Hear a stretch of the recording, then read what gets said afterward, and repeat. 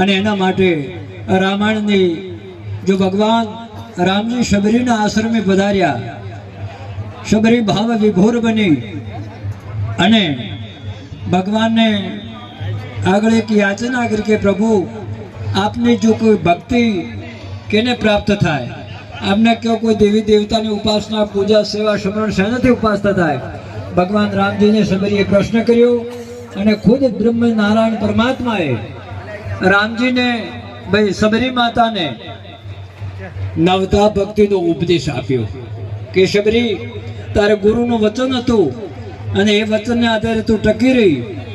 અત્યારે પરમાત્મા એમના નજર સમક્ષ ઉભા હતા, પણ છતાં પ્રભુના મુખે રામાયણમાં નવતા ભક્તિનું વર્ણન કર્યું. એ આપ સૌ એક સાંભળજો. એમાં ભગવાને કીધું કે એ ભક્તિ શબરી, પ્રથમ ભક્તિ સંતન કરસંગા.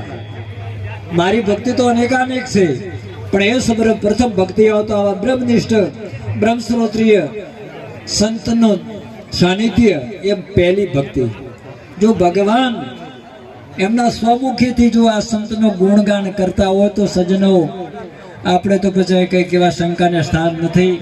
એટલે આપને કહું કે મનુષ્ય જીવન આ અણમોલ મોખો પ્રાપ્ત થયો. આપણે 70-80 વર્ષના આયખાની અંદર કંઈક પ્રસંગો આવશે, કંઈક વ્યવહારિક પ્રસંગ આવે, સામાજિક પ્રસંગ આવે, ધાર્મિક પ્રસંગ આવે કે સત્સંગ સભામાં જો પ્રાણનો મૂળ હેતુ આ જીવાત્માને જગાડવા માટેનો સાધન આપવા ઋષિ મુનિઓએ સંતોએ આપણા પર કૃપા દ્રષ્ટિ કરી. તો આ મનુષ્ય જીવન,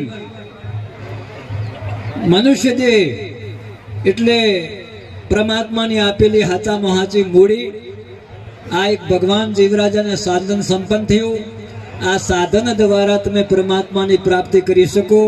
અને કદાચ આમાં જો રહી ગયા તો પાછી ફરે આવો મોકો મળવો દુર્લભ છે. ફેરે મનુષ્ય જીવને આવો દુર્લભ છે.